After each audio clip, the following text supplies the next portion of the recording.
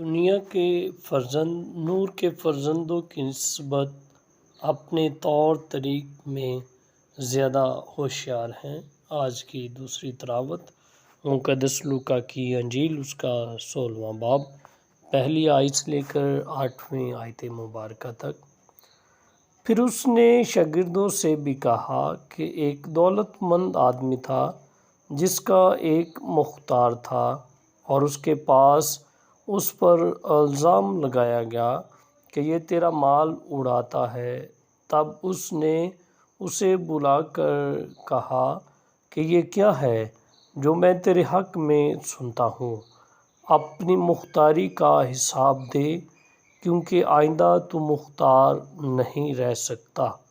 اس مختار نے اپنے جی میں کہا کہ میں کیا کروں، کیونکہ میرا مالک مختاری مجھ سے لے لیتا ہے، خدائی مجھ سے ہوتی نہیں، اور بھیک مانگنے سے مجھے شرم آتی ہے۔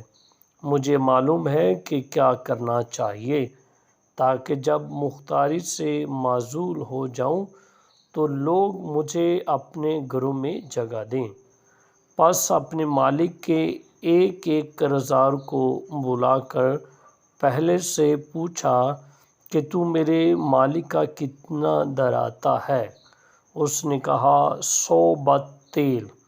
اس نے اسے کہا اپنی دستاویز لے اور جلد بیٹھ کر 50 لکھ دے۔ پھر دوسرے سے کہا تو کتنا دراتا ہے؟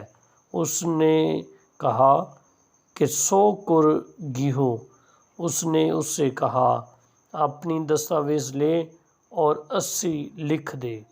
تب مالک نے بددیانت مختار کی تعریف کی، اس لیے کہ اس نے ہوشیاری کی تھی، کیونکہ اس دنیا کے فرزند نور کے فرزندوں کی نسبت اپنے طور طریق میں زیادہ ہوشیار ہیں۔